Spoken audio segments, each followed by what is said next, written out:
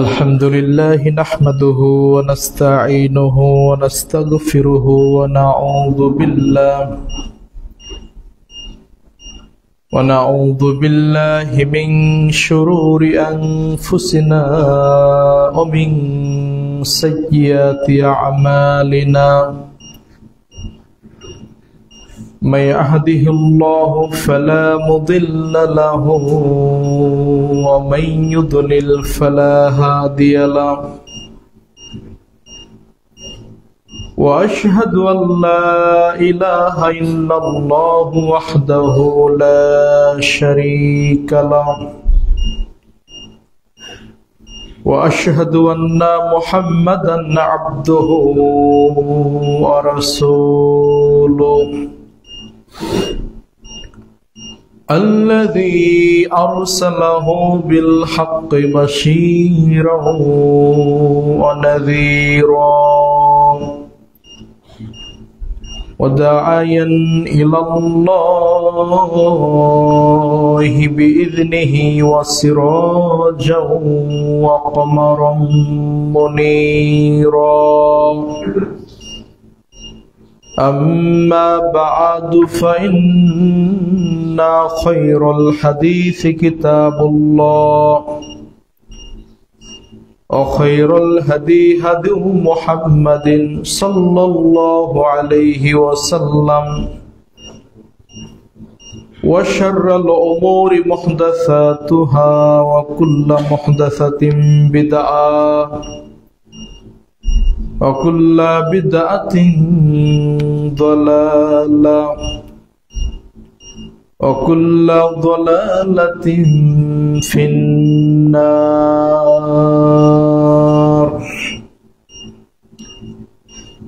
فأعوذ بالله من الشيطان الرجيم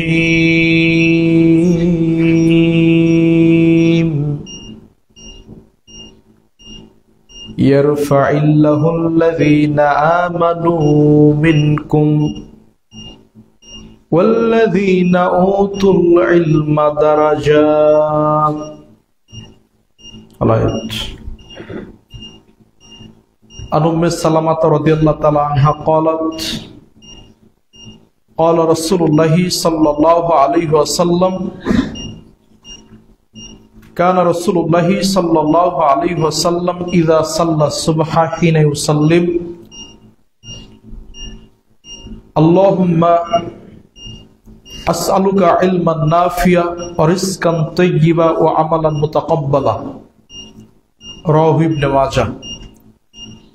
عن عائشة قالت قال رسول الله صلى الله عليه وسلم من سلك طريقا يلتمس فيه علما سهل الله له طريقا إلى الجنة. رواه مسلم. শুকরিয়া আদায় করি আল্লাহ রাব্বুল আলামিনের জন্য, যার অশেষ অনুগ্রহে একটি সপ্তাহ অতিবাহিত হওয়ার পর আজকের এই পবিত্র জুমার দিনে আল্লাহ রাব্বুল আলামিন আমাদের যথাসময়ে উপস্থিত হওয়ার সৌভাগ্য দান করেছেন। শুকরিয়া আদায় করি আল্লাহ রাব্বুল আলামিনের জন্য। সকলে বলি আলহামদুলিল্লাহ। শান্তি বর্ষিত হোক সর্বশেষ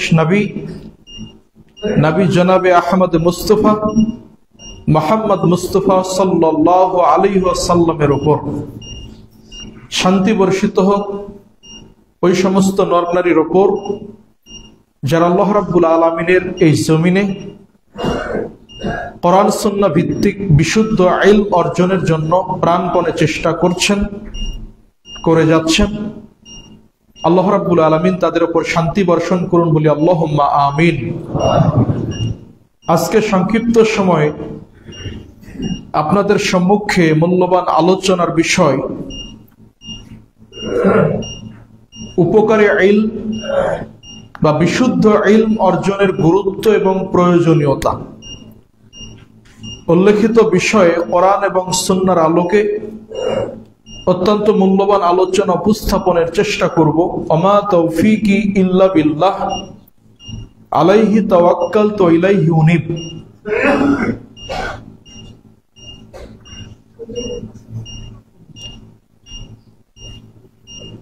কোরআন এবং সুন্নাহর জ্ঞান ছাড়া বা আল্লাহ রাব্বুল আলামিন প্রদত্ত ওহীর জ্ঞান ছাড়া মানুষকে সঠিক পথে পরিচালিত করা সম্ভব নয়। যার কারণে আল্লাহ রাব্বুল আলামিন যুগে যুগে অগণিত অসংখ্য নবী রাসূলকে পাঠিয়েছেন ওহীর জ্ঞান, কোরআন সুন্নাহর জ্ঞান দিয়ে। কেননা কোনো জাতিকে সঠিক পথে পরিচালিত করতে হলে, সঠিক দিক নির্দেশনা দিতে হলে কোরআন সুন্নাহর জ্ঞান অর্জন করা অপরিহার্য। এবং আমরা আলোচনার শুরুতে বলেছি যে উপকারী জ্ঞান অর্জনের গুরুত্ব। কেননা জ্ঞানটা সাধারণত দুই ধরনের হয়, যেটা কোরআন এবং সুন্নাহ থেকে প্রমাণিত। একটা হলো উপকারী জ্ঞান, যেই জ্ঞানটা আপনার দুনিয়া এবং আখিরাতে আপনার জন্য কল্যাণকর, দুনিয়াতে আপনার জন্য কল্যাণ সাধিত করে, যেই জ্ঞানটা আপনাকে পরকালে আল্লাহর জান্নাতে নিয়ে যেতে সহযোগিতা করবে, সেই জ্ঞানটা হলো কি জ্ঞান বলেন? উপকারী জ্ঞান। আর আরেক ধরনের জ্ঞান আছে যেটা ক্ষতিকর জ্ঞান, যেটা অপকারী জ্ঞান, যেটা সাময়িকভাবে আপনাকে দুনিয়াতে কল্যাণ দিলেও পরকালে আপনাকে জান্নাতে নিয়ে যেতে অক্ষম, বা আপনাকে আল্লাহর জান্নাত থেকে দূরে সরিয়ে দিবে। ওই জ্ঞানটা হলো ক্ষতিকর জ্ঞান। যার কারণে নবী সাল্লাল্লাহু আলাইহি ওয়াসাল্লাম অনেক হাদিসে তিনি আল্লাহর নিকট উপকারী জ্ঞান চাইতেন। ইবনে মাজাহ 924 নম্বর হাদিস, উম্মে সালামা রাদিয়াল্লাহু তাআলা আনহা তিনি বলছেন, কানা রাসূলুল্লাহ সাল্লাল্লাহু আলাইহি ওয়াসাল্লাম ইযা সাল্লা সুবহা হিনা ইউসাল্লিম। নবী মুহাম্মদ রাসূলুল্লাহ সাল্লাল্লাহু আলাইহি ওয়াসাল্লাম যখন তিনি ফজর সালাত আদায় করতেন, ফজর সালাত শেষ করে প্রত্যেক দিন একটা দোয়া আল্লাহর নিকটে পড়তেন। প্রত্যেক দিন সকালে আল্লাহকে বলতেন, আল্লাহুম্মা ইন্নী আসআলুকা ইলমান নাফিআন, আল্লাহ আপনার নিকটে আমি উপকারী জ্ঞান প্রার্থনা করছি। এটা এক নম্বর দোয়া। প্রত্যেক দিন ভোরবেলা ফজর সালাত শেষ করে আল্লাহর নবী আল্লাহকে বলতেন, আল্লাহুম্মা ইন্নী আসআলুকা ইলমান নাফিআন। শুধু বলতেন না আল্লাহুম্মা ইন্নী আসআলুকা ইলমান, আল্লাহ আপনার কাছে আমি ইলম চাচ্ছি, জ্ঞান চাচ্ছি, এই কথা আল্লাহর নবী বলতেন না। আল্লাহর নবী কি বলতেন? ইলমান নাফিআন, আপনার নিকটে আমি উপকারী জ্ঞান চাচ্ছি, যেই জ্ঞানটা আমার দুনিয়াতেও উপকার করে, যেই জ্ঞানটা আমার পরকালেও উপকার করবে, এমন জ্ঞান আল্লাহর নবী চাইতেন। রিজকান তাইয়্যিবান, আপনার নিকট আমি বৈধ রিজিক প্রার্থনা করছি। রিজিক বৈধ হয়, রিজিক হালাল হয়, রিজিক হারামও হয়, রিজিক পবিত্র হয়, অপবিত্র হয়, কিন্তু আল্লাহর নবী চাইতেন বৈধ রিজিক। কেননা বৈধ রিজিক ছাড়া আপনার আমার ইবাদত কবুল হবে না। 3 নম্বর গিয়ে চাইতেন ওয়া আমালান মুতাকাব্বালান, আপনার নিকটে কবুলযোগ্য আমল আপনার নিকট আমি প্রার্থনা করছি। তার মানে একটা আমল করলেই, একটা ইবাদত করলেই যে আল্লাহর নিকট কবুল হবে এর কোনো সম্ভাবনা নাই।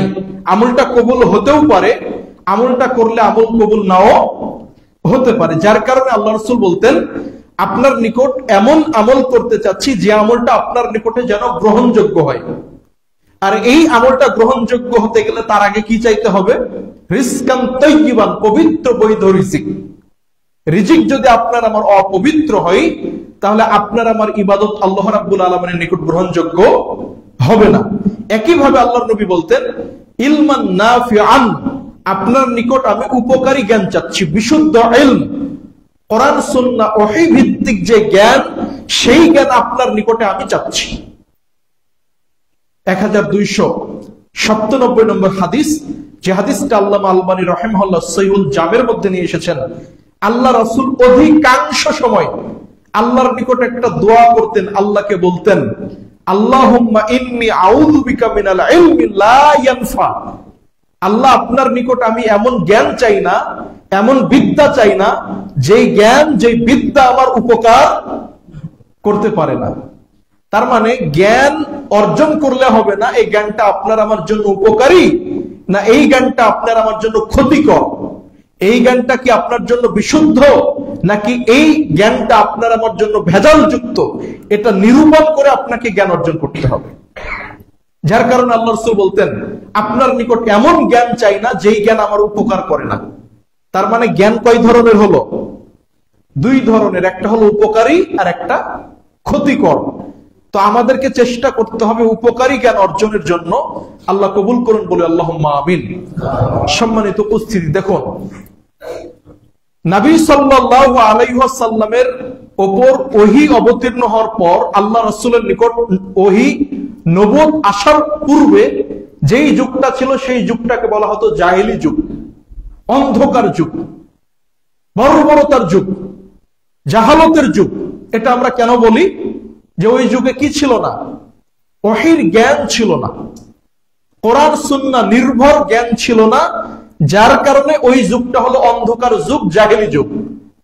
কিন্তু ওই যুগে শিক্ষিত মানুষ ছিল না, জ্ঞান ছিল না, জ্ঞানী গুণী মানুষ ছিল না এই কথা নয়। যারা আরবি সাহিত্য পড়াশোনা করেছেন বা বিভিন্ন সাহিত্য বিষয়ে যাদের জ্ঞান আছে, ইতিহাস বিষয়ে যাদের জ্ঞান আছে, আমরা ভার্সিটিতে অনার্স করার সময় আমাদেরকে জাহিলি যুগের কবিদের কবিতা এখনো পড়ানো হয়।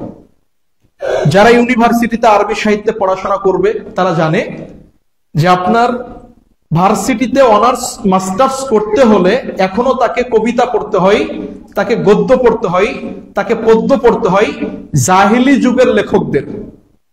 তার মানে যেই যুগে ইসলাম ছিল না, যেই যুগটাকে আমরা জাহিলি যুগ বলছি, ওই যুগের উল্লেখযোগ্য কবি হলেন ইমরুল কায়েস, ওই যুগের কবি ছিলেন আনতারা বিন শাদ্দাদ, ওই যুগের কবি ছিল জিয়াদ লাবিদ, ওই সময়ের উল্লেখযোগ্য কবি ছিল আমর বিন কুলসুম। এমন অনেক কবি ছিল যারা যেই কবিতাগুলো লিখে গেছে জাহিলি যুগে, ওই কবিতাগুলো আজকে ১৫০০ বছর পরে তাদের লিখা কবিতাগুলো পড়ে অনার্স মাস্টার্স কমপ্লিট করতে হচ্ছে আপনাকে আমাকে।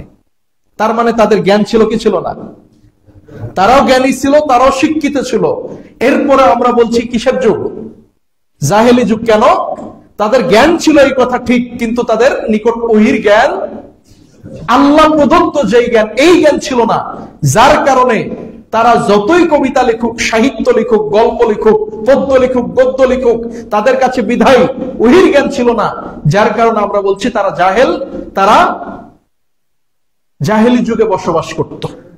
সম্মানিত উপস্থিতি, একইভাবে আপনার আমার নিকট যদি ওহীর জ্ঞান না থাকে, আপনার আমার নিকট যদি কোরআন সুন্নাহর জ্ঞান না থাকে, আপনার আমার নিকট যদি দ্বীনমুখী জ্ঞান না থাকে, পরকালমুখী বিদ্যা না থাকে, তাহলে আপনার আমার এই দুনিয়ার জীবনটা বৃথা, এবং এই দুনিয়ার জীবনে আপনাকে আমাকে আল্লাহর গজব আপনার আমার উপর আসবে, কথা আল্লাহ রাসূল বলছেন।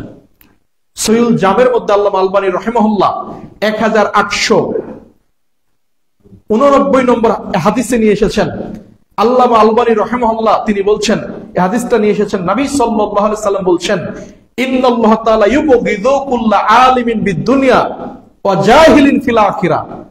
নিশ্চয় আল্লাহ রাব্বুল আলামিন ওই সমস্ত ব্যক্তিদের উপর সব সময় গজব বর্ষণ করেন যারা দুনিয়ার বিষয়ে অনেক জ্ঞানী কিন্তু পরকাল দিনের জ্ঞান তাদের মধ্যে নাই। আল্লাহ তাদের উপর সর্বদা গজব বর্ষণ করেন। যে লোকটা দুনিয়ার বিষয়ে অনেক জ্ঞানী, অনেক ভালো ম্যাথ পারে, physics, chemistry, biology, higher math, বিভিন্ন বিষয়ে আইনের জ্ঞান আছে তার নিকট, কিন্তু কোরআনের জ্ঞান তার মধ্যে নাই, দ্বীনের জ্ঞান তার মধ্যে নাই। আল্লাহ রাসূল সাল্লাল্লাহু আলাইহি সাল্লাম তিনি বলছেন, এটা আমার কথা না, আল্লাহ রাসূল বলছেন, ইন্নাল্লাহ তাআলা ইউবগিযু, আল্লাহ রাব্বুল আলামিন তার উপর গজব বর্ষণ করেন।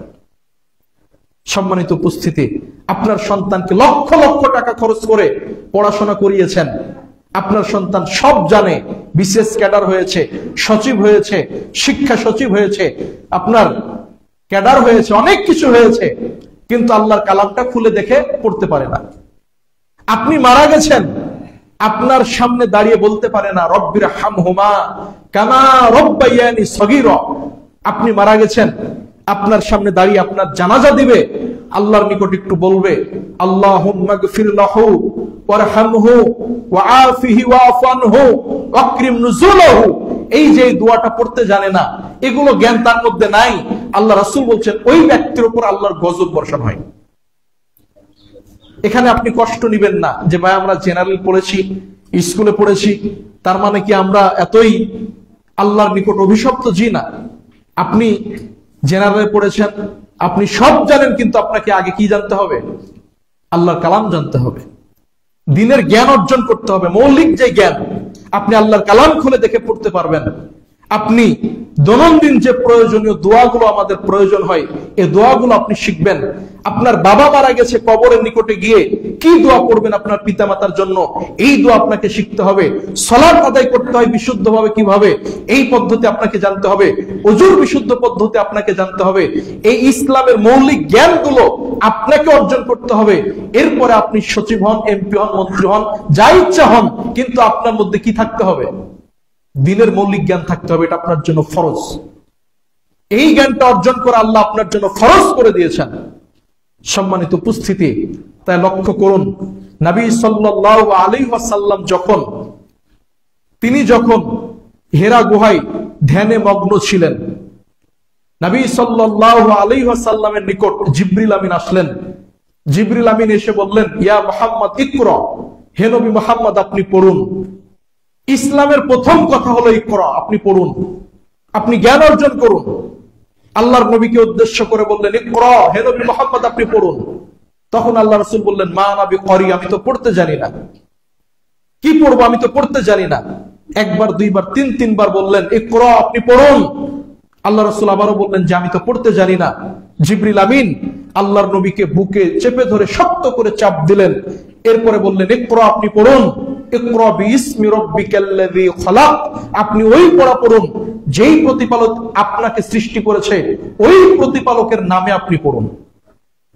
ইকরা বিইসমি রাব্বিকাল্লাযী খালাক, আপনি পড়ুন সেই রবের নামে যিনি আপনাকে সৃষ্টি করেছেন।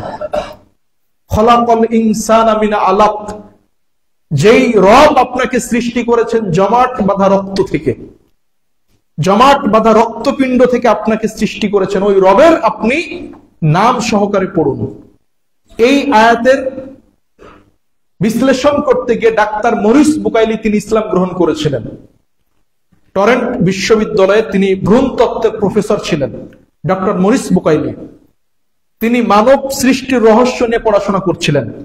এক পর্যায়ে যখন তিনি কোরআনের এই আয়াতটা পেলেন, যখন মাতৃগর্ভে এই শুক্রকীটটা প্রথম 40 দিন পানি আকারে থাকে, তরল পদার্থ আকারে, এরপরে সেটা জমাট বাঁধা রক্তে পরিণত হয়।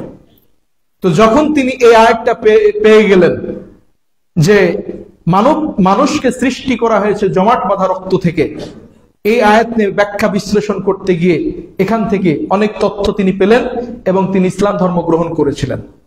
সম্মানিত উপস্থিতি, তো আল্লাহ রাব্বুল আলামিন নবী সাল্লাল্লাহু আলাইহি সাল্লামকে শিখিয়ে দিলেন, আপনি পড়ুন সেই রবের নামে যিনি আপনাকে সৃষ্টি করেছেন জমাট বাঁধা রক্ত থেকে। তার মানে এক নম্বরে বললেন আপনি পড়ুন আপনার রবের নামে যিনি আপনাকে সৃষ্টি করেছেন। এর তাফসীর হলো, ওই জ্ঞান আপনাকে আমাকে অর্জন করতে হবে যেই জ্ঞান অর্জন করার মাধ্যমে রবকে চেনা যায়। মারিফাতু আবদি রব্বাহু, যেই জ্ঞান অর্জন করার মাধ্যমে আল্লাহকে চেনা যায়, রবকে চেনা যায়, ওই জ্ঞান আপনাকে আমাকে এক নম্বরে অর্জন করতে হবে। 2 নম্বর কোন জ্ঞান? খলাকাল ইনসানা মিন আলাক, যিনি মানুষকে সৃষ্টি করেছেন জমাট বাঁধা রক্ত থেকে। এখান থেকে মুফাসসিররা বলছেন পৃথিবীতে 2 নম্বর শ্রেষ্ঠত্বের তালিকায় যে জ্ঞান, সেটা হলো মেডিকেল সায়েন্সের জ্ঞান, চিকিৎসা বিদ্যার জ্ঞান। আপনি 1 নম্বরে আল্লাহকে চিনবেন, তাহলে আপনার রূহ আত্মা সুস্থ থাকবে। 2 নম্বর আপনি চিকিৎসা বিদ্যার জ্ঞান অর্জন করবেন, তাহলে আপনার শরীর সুস্থ থাকবে।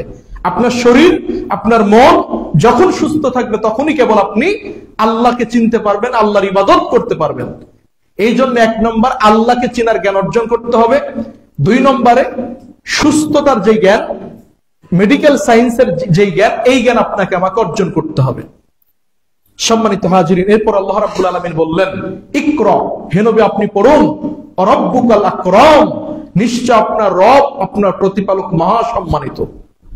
পড়াশোনার সাথে একটা সম্মানের সম্পর্ক রয়েছে, যার কারণে আল্লাহ বলছেন আপনি পড়ুন, আপনার রব সম্মানিত। যে ব্যক্তি দুনিয়াতে ইলম অর্জন করে, যে ব্যক্তি দুনিয়াতে জ্ঞান অর্জন করে, ওই ব্যক্তির সম্মান বাড়িয়ে দেন একজন, তিনি কে? আল্লাহ। আল্লাহ বাড়িয়ে দেন।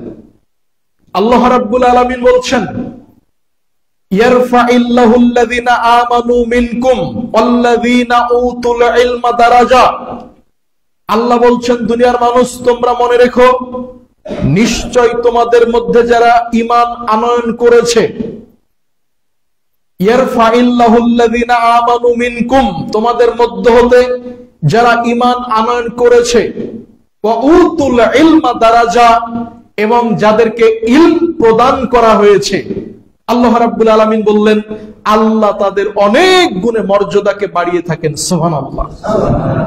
তাহলে এক নম্বরে হলো ঈমান আনয়ন করতে হবে, দুই নম্বর ইলম অর্জন করার কথা আল্লাহ বলেন নাই। আল্লাহ বলছেন যারা ঈমান আনয়ন করেছে, কেননা ঈমান আনয়ন করা যায়। আপনি আল্লাহকে মেনে নিলেন, কিতাবকে মেনে নিলেন, পরকালকে মেনে নিলেন, আল্লাহর নবীকে মেনে নিলেন, তাহলে আপনি ঈমানদার। আর ইলম এটা আনয়ন করা যায় না, অর্জন করা সম্ভব নয়। আল্লাহ প্রদত্ত যে জ্ঞান, এই জ্ঞান আল্লাহ থেকে চেয়ে নিতে হয়। উতুল ইলম বলা আছে যাকে ইলম দেওয়া হয়েছে। তার মানে আপনি আমি প্রচেষ্টা করলে যে ইলম পাবো এই কথা নয়, প্রচেষ্টা করতে হবে আর আল্লাহর নিকট চেয়ে নিতে হবে, দোয়া করে, কান্নাকাটি করে। ইলম তো সহজ জিনিস না। আপনি চেষ্টা করলে বড় ডক্টর হতে পারেন, চেষ্টা করলে আপনি এমবিবিএস ডাক্তার হতে পারেন, আপনি চেষ্টা করলে অনেক বড় কিছু হতে পারেন, কিন্তু যদি আপনি আল্লাহর দ্বীনের জ্ঞান অর্জন করতে চান, আপনাকে প্রচেষ্টা করতে হবে, আল্লাহর নিকট চেয়ে নিতে হবে। আল্লাহ তবেই আপনাকে ইলম দিবেন। আল্লাহ ইলম দেন, ইলম চেয়ে নিতে হয় আল্লাহর কাছে। আল্লাহ রাব্বুল আলামিন বললেন, নিশ্চয় যারা ঈমান আনয়ন করে এবং যাদেরকে ইলম দেওয়া হয়েছে, আল্লাহ তাদের বহু গুণে সম্মান মর্যাদা বাড়িয়ে থাকেন। আল্লাহ রাব্বুল আলামিন তিনি আরো বলছেন, পবিত্র কোরআন সূরা জুমার 39 নম্বর সূরার 9 নম্বর আয়াতটা দেখবেন। আল্লাহ বলছেন, কুল, হে নবী আপনি বলুন, হাল ইয়াস্তাবিল্লাযীনা ইয়ালামুন ওয়াল্লাযীনা লা ইয়ালামুন, আচ্ছা নবী বলেন তো দেখি, যারা জানে, যারা কোরআন সুন্নাহর জ্ঞান অর্জন করে, যারা দ্বীনের জ্ঞান অর্জন করে, আর যাদের মধ্যে দ্বীনের জ্ঞান নাই, যারা জাহেল, যারা মূর্খ, যারা আল্লাহকে চিনে না, যারা আল্লাহর নবীকে চিনে না, এরা কখনো কি সমান? এরা সমান নয়। আল্লাহ বলছেন, কুল হাল ইয়াস্তাবিল আ'মা ওয়াল বাসীর, আচ্ছা মুহাম্মদ বলেন তো দেখি, চক্ষুষ্মান ব্যক্তি, দৃষ্টি সম্পন্ন ব্যক্তি আর অন্ধ ব্যক্তি তারা কি কখনো সমান? সমান নয়। যেই লোকটা চোখে দেখে আর যে লোকটা অন্ধ, এরা যেমন সমান নয়। যেই লোকটা কোরআন সুন্নাহর জ্ঞান অর্জন করে আর যে লোকটা কোরআন সুন্নাহর জ্ঞান অর্জন করে না, এরা কোশ্চিনকালেও সমান নয়। আল্লাহ বললেন, সূরা রাদ 13 নম্বর সূরা 16 নম্বর আয়াত। আল্লাহ রাব্বুল আলামিন বলছেন, হাল তাস্তাবিল যুলুমাতি ওয়ান নূর, আচ্ছা নবী মুহাম্মদ বলেন তো দেখি, আলো এবং অন্ধকার কি কখনো সমান? আলো এবং অন্ধকার যেমন সমান নয়, যে লোকটা চোখ দিয়ে দেখে ওই লোকটা আর অন্ধ লোকটা যেমন সমান নয়, জীবিত আর মৃত যেমন সমান নয়, ঠিক একইভাবে যে লোকটা আল্লাহকে চিনে আর যে লোকটা আল্লাহকে চিনে না, যে লোকটা নবীকে চিনে আর যে লোকটা নবীকে চিনে না, এরা কোশ্চিনকালেও সমান নয়। আল্লাহ বললেন। আল্লাহ রাব্বুল আলামিন বলছেন, ইউতিল হিকমাতা মাইয়াশা, আল্লাহ রাব্বুল আলামিন যাকে চান কেবল তাকেই দ্বীনের জ্ঞান দান করেন। সুবহানাল্লাহ। ওই যে বললাম আপনাকে, জ্ঞান আল্লাহ দেন। আল্লাহ বলছেন আল্লাহ যাকে ইচ্ছা করেন কেবল তাকেই দ্বীনের জ্ঞান দান করেন। আপনাকে চেষ্টা করতে হবে।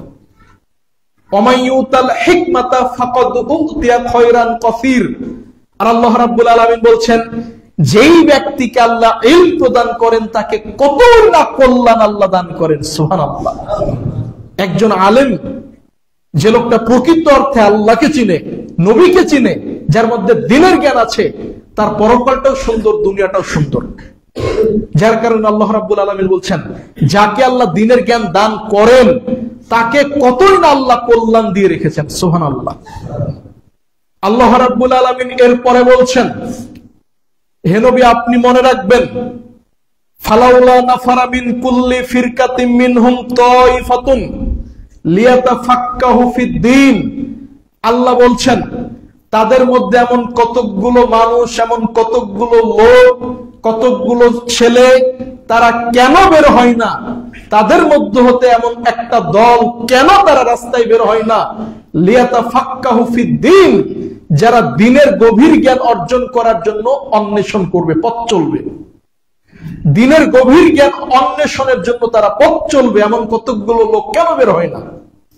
এরপর আল্লাহ রাব্বুল আলামিন বলছেন, ফালাউলা নাফারা মিন কুল্লি ফিরকাতিন মিনহুম তাইফাতুন লিয়াতাফাক্কাহু ফিদ্দীন ওয়া লিয়ুনযিরু কওমাহুম ইযা রাজাউ লাআল্লাহুম ইয়াহযারুন।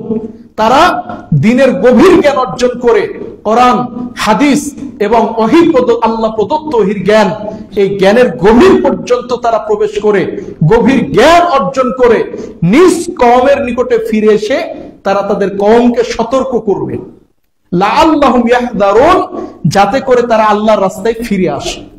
এই কাজটা তারা কেন করে না, এটা আল্লাহ বলছেন। সম্মানিত হাজিরিন, তাহলে এটা পাবেন পবিত্র কোরআন সূরা তাওবা 9 নম্বর সূরা 122 নম্বর আয়াতে। এটা আল্লাহ বলছেন, তাদের মধ্যে এমন কতগুলো মানুষ কেন বের হয় না, যারা কি করবে, তারা দ্বীনের গভীর জ্ঞান অর্জনের জন্য চেষ্টা করবে, অতঃপর গভীর জ্ঞান অর্জন করে নিজ এলাকাতে এসে তারা জাতিকে সতর্ক করবে, সাবধান করবে, এইটা হারাম, এটা হালাল, এটা শিরক, এটা বিদআত, এটা বাতিল, এটা সঠিক, এটা বাতিল, এটা ভ্রান্ত, এইভাবে সঠিকটা মানুষের সামনে প্রচার করবে, তুলে ধরবে, এইভাবে জাতিকে সতর্ক করবে, সাবধান করবে। এই কাজটা তারা কেন করে না, এটা আল্লাহ বলছেন। এটা আপনার জন্য ফরজ।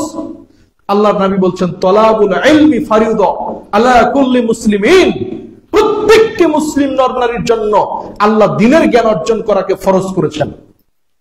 আপনাকে প্রত্যেককে আলেম হতে হবে কথা নয়। আপনি আলেম হন, আপনার জন্য অনেক কল্যাণ, কিন্তু আপনি যদি আলেম নাও হতে পারেন, অন্তত আল্লাহর কোরআনটা খুলে পড়ার মতো জ্ঞান আপনার মধ্যে থাকতে হবে। আল্লাহকে আপনি চিনেন, আপনার বাবা মারা গেছে আপনি জানাজা করতে পারেন, আপনার মা মারা গেছে আপনি তার জন্য দোয়া করতে পারবেন, এই ন্যূনতম ইসলামের মৌলিক জ্ঞানটা আপনার আমার মধ্যে এজ এ মুসলিম হিসেবে আপনার মধ্যে থাকতে হবে। এটা ফরজ, আল্লাহ বলছেন, আল্লাহ রাসূল বলছেন।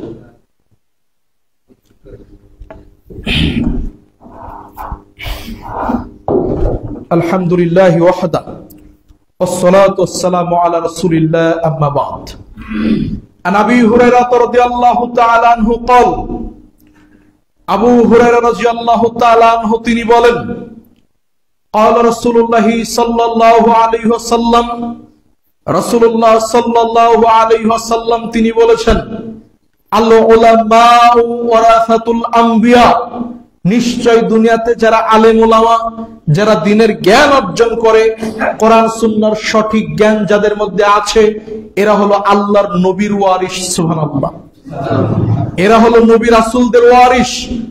ইন্নাল আম্বিয়া লাম ইউরিসু দিনারান ওয়ালা দিরহাম, কিসের ওয়ারিস? তারা সম্পদের ভাগ পাবে নবী রাসূলদের কথা নয়। নবী রাসূলরা মারা গেলে তাদের সম্পদের জায়গা জমির ভাগ তারা আলেমরা পাবে এই কথা নয়। আর রাসূল ইলম, তারা ইলমের উত্তরাধিকারী, দ্বীনের দায়িত্ব পালন করবে, কোরআন এবং সুন্নাহর জ্ঞান অর্জন করে, ওহীর জ্ঞান অর্জন করে মানুষের মাঝে দাওয়াতের কাজ করবে, মানুষের মাঝে দ্বীন প্রচারের কাজ করবে। এই কাজটা তাদেরকে করতে হবে। এই ওয়ারিস তারা নবীদের। কেন? নবী রাসূল মারা গেলে তারা জ্ঞান অর্জন করে মানুষের নিকট কোরআন সুন্নাহর দাওয়াত পৌঁছে দিবে। এই ওয়ারিস হলো আলেম উলামা। আন উমামা বাহিলি রাদিয়াল্লাহু তাআলা আনহু قال, উমামা বাহিলি রাদিয়াল্লাহু তাআলা আনহু তিনি বলেন, قال রাসূলুল্লাহ সাল্লাল্লাহু আলাইহি ওয়াসাল্লাম, রাসূলুল্লাহ সাল্লাল্লাহু আলাইহি ওয়াসাল্লাম তিনি বলেছেন, আল্লাহ নবীর নিকটে বলা হলো আল্লাহ রাসূলকে, যুকিরা ইনদা রাসূলুল্লাহ সাল্লাল্লাহু আলাইহি ওয়াসাল্লাম রাজুলানে আহাদুহুমা আলিম আও আখার আবিদ, আল্লাহর নবীর নিকট দুইজন ব্যক্তির বিষয়ে কথা বলা হলো। একজন ছিল আলেম, আরেকজন ছিল আবিদ, ইবাদত গুজার। একজন লোক অনেক ইবাদত করত, অনেক ভালো কাজ করত, অনেক ইবাদত করত, কিন্তু ইলম কালাম খুব একটা ছিল না, কোরআন হাদিসের জ্ঞান তার মধ্যে নাই, কিন্তু ইবাদত করে অনেক বেশি। আর আরেকজন ব্যক্তির কথা হলো ইবাদত করে কম, আমল করে কম, কিন্তু দ্বীনের জ্ঞান তার মধ্যে অনেক রয়েছে। দুইজন ব্যক্তির কথা আল্লাহর নবীকে বলা হলো। আল্লাহর নবী এবার বলছেন, ফাদলুল আলিম আলাল আবিদ কা ফাদলি আলা আদনাকুম, একজন আলেমের মর্যাদা সাধারণ মানুষের তুলনায় ঠিক তেমন, একজন আলেমের মর্যাদা সাধারণ মানুষের তুলনায় ঠিক তেমন তোমরা সারা পৃথিবীর মানুষের মধ্যে, সাহাবাদের মধ্যে আমি নবী মুহাম্মদ আমার মর্যাদা যেমন। সুবহানাল্লাহ, কথা মনে হয় বুঝেননি। আল্লাহর নবী বললেন একজন আলেমের মর্যাদা আবেদের তুলনায়, সাধারণ মানুষের তুলনায় ঠিক তেমন সাহাবীদের উপরে আমি নবী মুহাম্মদ আমার মর্যাদা যেমন। আল্লাহর নবীর মান মর্যাদা যেমন সাহাবীদের উপরে অনেক ঊর্ধ্বে, ঠিক একজন আলেমের মান মর্যাদা সাধারণ মানুষের চাইতে অনেক ঊর্ধ্বে, এ কথা আল্লাহর নবী বললেন। এরপরে নবী সাল্লাল্লাহু আলাইহি ওয়াসাল্লাম তিনি বললেন ইন্নাল্লাহা ওয়া মালাইকাতাহু ওয়া মান ফিস সামাওয়াতি ওয়াল আরদ, নিশ্চয় আল্লাহ রাব্বুল আলামিন একজন আলেমের উপর সদা সর্বদা দয়া করেন, রহম করেন। সুবহানাল্লাহ। ওয়া মালাইকাতাহু ওয়া মান ফিস সামাওয়াতি ওয়া মান ফিল আরদ, এবং আসমানের সকল ফেরেশতা মণ্ডলী আর জমিনে আল্লাহর যত সৃষ্টি, মানুষকুল, পক্ষীকুল, প্রাণীকুল যা কিছু রয়েছে, এরপর আল্লাহ রাসূল বলছেন ওয়া নামলাতা ফি হুজরিহা ওয়া হাত্তা হুদা ইউসাল্লুনা আলাল মুআল্লিমুন নাস খায়র, আসমানের সমস্ত ফেরেশতা, জমিনের সমস্ত সৃষ্টি, এমনকি পানির নিচের মাছ থেকে নিয়ে শুরু করে গর্তে লুকিয়ে থাকা পিপিলিকা পর্যন্ত একজন আলেমের জন্য দয়ার, ক্ষমার জন্য দোয়া করতেই থাকে। সুবহানাল্লাহ।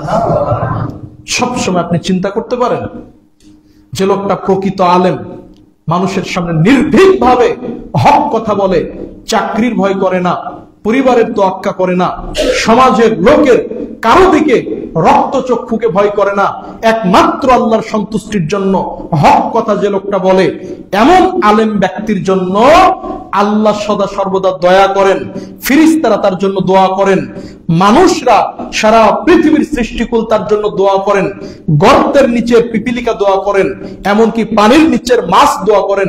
এই কথা আল্লাহর নবী বললেন, হাদিস তিরমিজির। আপনি মিশকাত খুলবেন, প্রথম খণ্ড, কিতাবুল ইলম, 289 নম্বর হাদিস। সম্মানিত হাজিরিন, তাহলে একজন আলেমের মর্যাদা এমন, এ কথা আল্লাহ রাসূল বলেছেন।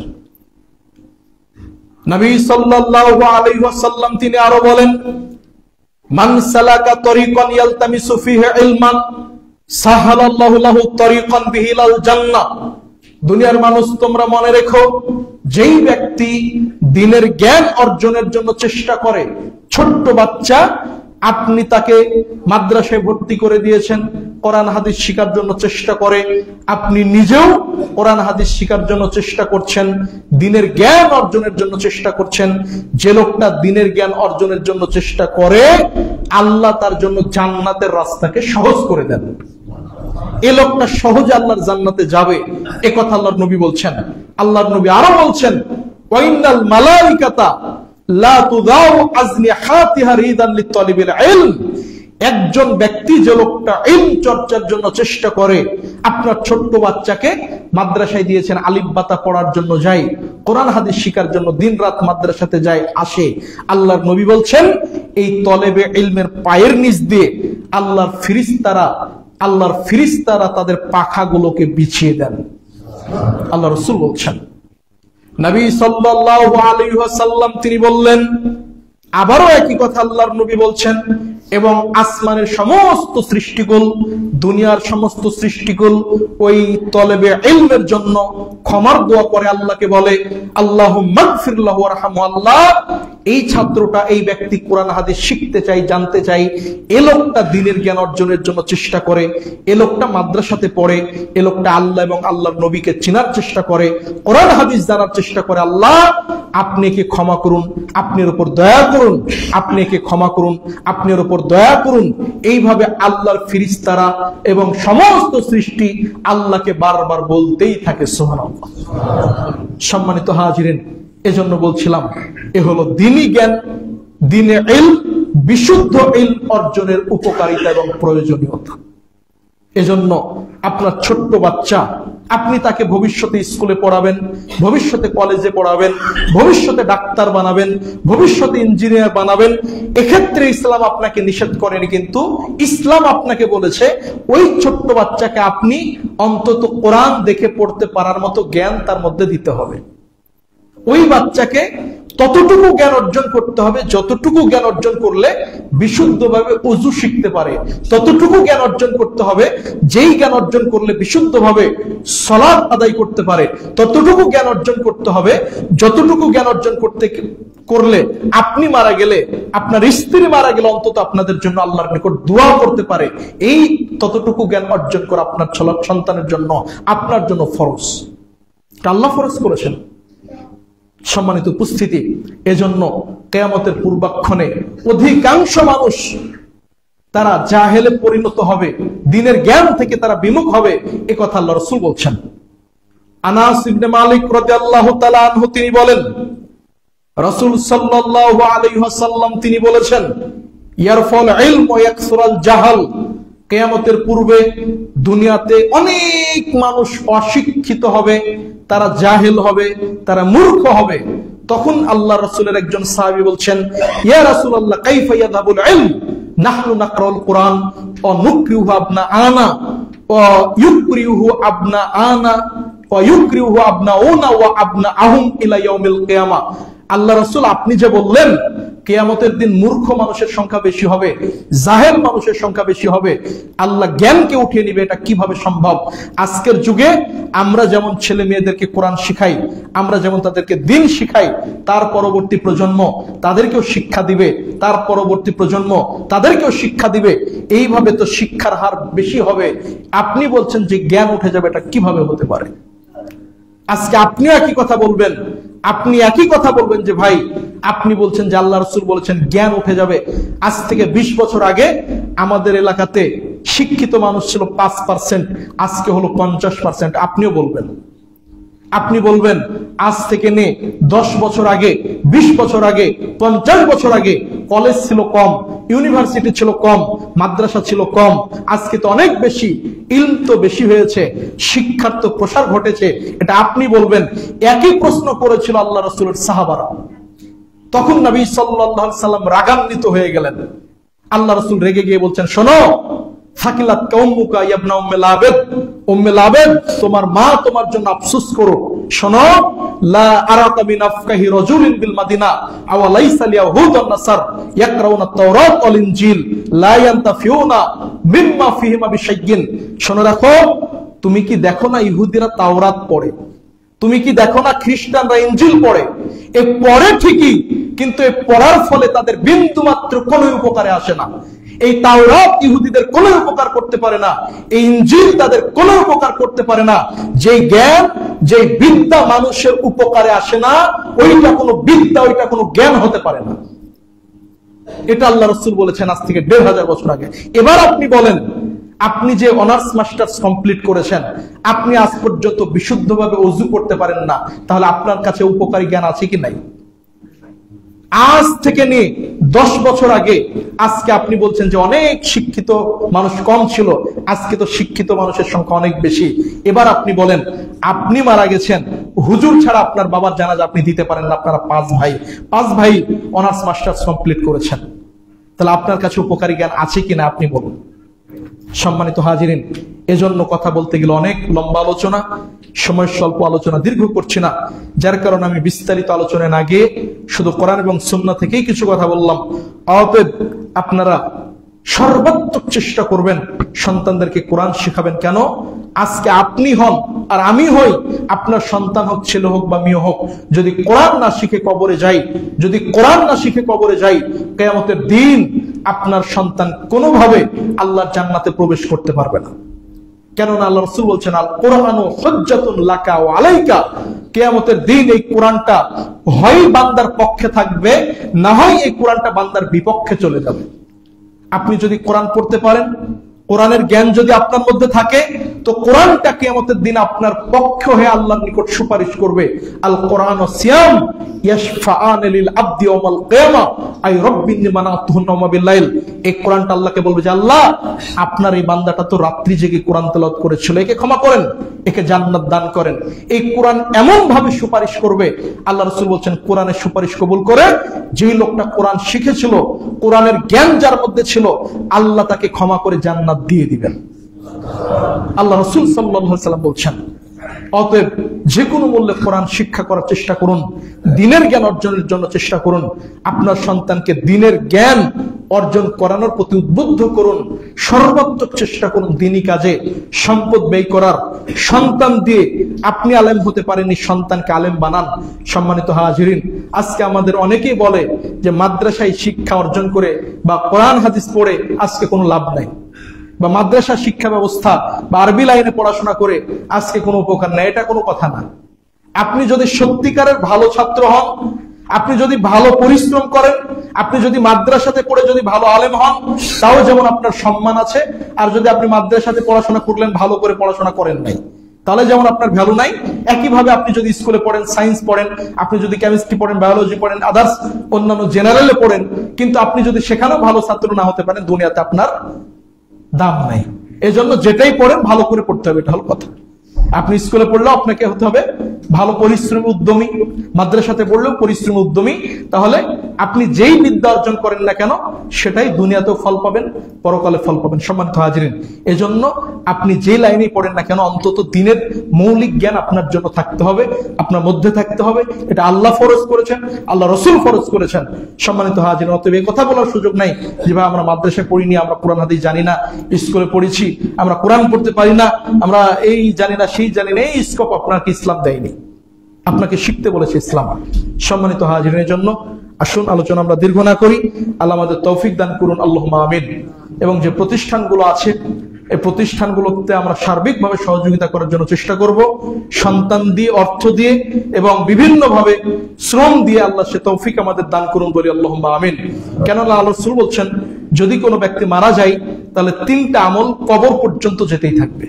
আপনি আজকে যদি মারা যান, আজকে যদি আমি মারা যাই, তাহলে আপনার কিয়ামত পর্যন্ত আপনার কবরে অটোমেটিক নেকি পৌঁছাবে 3টা আমলের কারণে। এক, আপনি যদি কোনো দ্বীনের কাজে অর্থ ব্যয় করে যান, মসজিদ, মাদ্রাসা, আপনি মসজিদে কিছু জায়গা দিয়েছেন, কিছু আপনি টাকা দিয়েছেন, একটা টিন কিনে দিয়েছেন, কিছু অর্থ দিয়েছেন, কিছু ইট দিয়েছেন, সিমেন্ট দিয়েছেন, তার মাধ্যমে বাচ্চারা কোরআন হাদিস পড়বে, মসজিদে সালাত আদায় করবে।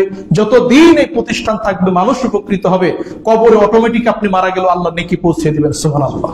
2 নম্বর, আপনি একটা সন্তান রেখে গেছেন, নেক সন্তান, ইয়াদউ লাহু, যে সন্তান তার জন্য দোয়া করে।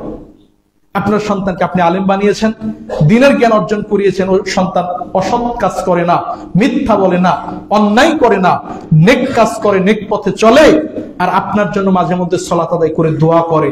এই সন্তান দোয়া করবে, আল্লাহ অটোমেটিক আপনার কবরে নেকি পৌঁছে দিবেন, সুবহানাল্লাহ। সম্মানিত উপস্থিতি, এবং আল্লাহ রাসূল বলছেন, যে ব্যক্তি এমন কিছু করে গেছে যার দ্বারা মানুষ উপকৃত হয়। অতএব এই কাজগুলো, এই হাদিসগুলো, এই কোরআনগুলো আমাদের মেনে চলা তৌফিক আল্লাহ দান করুন, আল্লাহুম্মা আমিন। আল্লাহ আমাদের সবাইকে নেক হায়াত দান করুন, কোরআন সুন্নাহ মোতাবেক চলার তৌফিক দান করুন, আল্লাহুম্মা আমিন। দ্বীনী জ্ঞান অর্জন করার তৌফিক আল্লাহ আমাদের দান করুন, বলে আল্লাহুম্মা আমিন। দ্বীনী কাজে আমাদের সহযোগিতা করার তৌফিক আল্লাহ আমাদের দান করুন, আল্লাহুম্মা আমিন। আমাদের মধ্যে যারা অসুস্থ, তাদেরকে আল্লাহ রাব্বুল আলামিন পরিপূর্ণ সুস্থতা দান করুন, আল্লাহুম্মা আমিন। আমাদের মধ্যে যারা মারা গেছে, আল্লাহ তাদের কবরের আযাবকে মাফ করুন, আল্লাহুম্মা আমিন। আমরা সকলে দরুদ পড়ি, আল্লাহুম্মা সাল্লি আলা মুহাম্মদ ওয়া আলা আলি মুহাম্মদ কামা সাল্লাইতা আলা ইব্রাহিম ওয়া আলা আলি ইব্রাহিম ইন্নাকা হামিদুম মাজিদ। আল্লাহুম্মা বারিক আলা মুহাম্মদ ওয়া আলা আলি মুহাম্মদ কামা বারাকতা আলা ইব্রাহিম ওয়া আলা আলি ইব্রাহিম ইন্নাকা হামিদুম মাজিদ। ওয়া লা যিকরুল্লাহ আকবার।